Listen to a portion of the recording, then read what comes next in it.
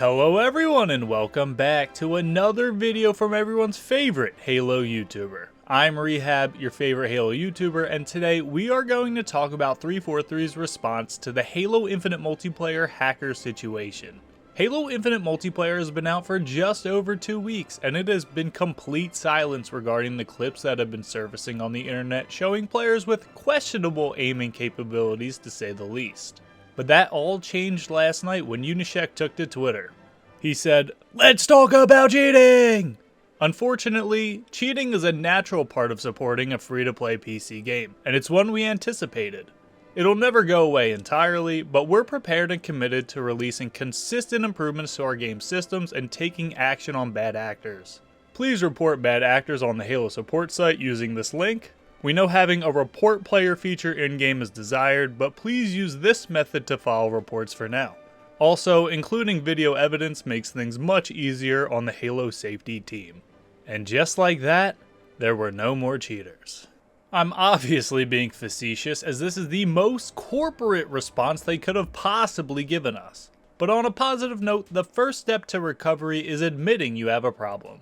So the fact that they give a public response in some form shows they at least have it on their radar. But that's about where the positivity ends.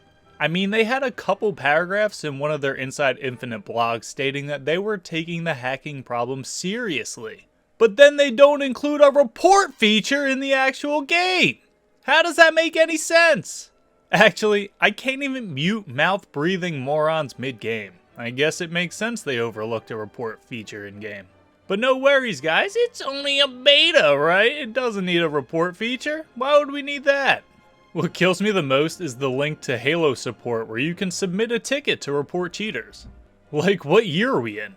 You might as well be asking me to deliver you guys a handwritten letter on horseback, signed by my mom like it's a 7th grade math test. Failed that one, sorry mom. Too bad your handwriting's so hard to forge. I want cheaters out of here as much as anyone, but you're insane if you think I'm gonna take my time after a match to run off to the Halo support site to submit a ticket. I barely have time to urinate between games. And if they ever do get around to banning people, they're just gonna make a new account since the game's free to play. I know it's not an overnight thing, but I would have loved for them to at least confirm in-game reporting is at least being worked on, and even confirmation that they've banned at least one player. When cheating becomes a widespread issue, developers and publishers usually tout the number of people they have banned once a ban wave hits.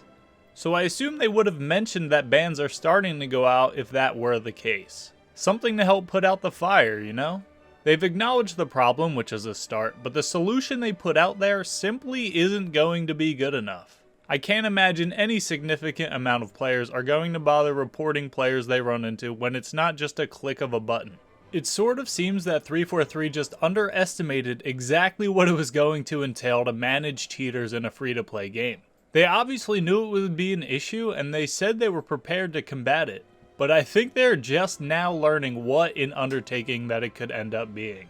I'm still bullish on the long-term success of Halo Infinite, but I can't help but worry about the current landscape. Even with 1 year delay, the game still released Missing Forge, co-op campaign, the playlist selection is a barren wasteland, theater's broken, we're missing important features like being able to mute players in-game. And while 343 is going to be working hard to complete the rest of the game that is currently missing, I'm afraid that cheaters are going to run rampant and 343 will have too much on their plate to deal with it properly. This is the problem with the live service model of getting the game out and finishing it later. But hey, don't forget to visit the store and buy the skins. I'm sure they're making millions of dollars from the store, and in the eyes of Microsoft, it was probably a no-brainer releasing this game before it was ready. As I keep saying, it's so frustrating because the gameplay is so good, and this game deserves to have a huge community. But the surrounding game features just don't seem to be enough to support it. I just don't want to see Halo Infinite die a premature death because people are tired of waiting for their favorite game type or favorite feature to come out, or cheaters just made the matchmaking experience unbearable.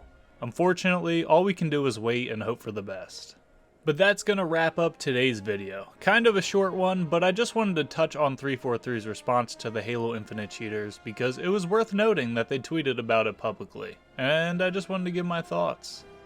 Honestly, it's not looking good, boys. But that's just my opinion. I'd love to hear what you guys think down in the comments. Maybe you're a little more optimistic than me. If you enjoyed the video, don't forget to leave a like, as it helps push the video out to a larger audience, and consider subscribing for more Halo Infinite content.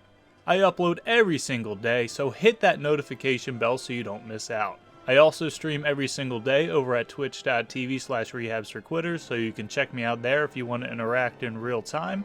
And thank you all so much for watching, and I hope to see you in the next one. Later.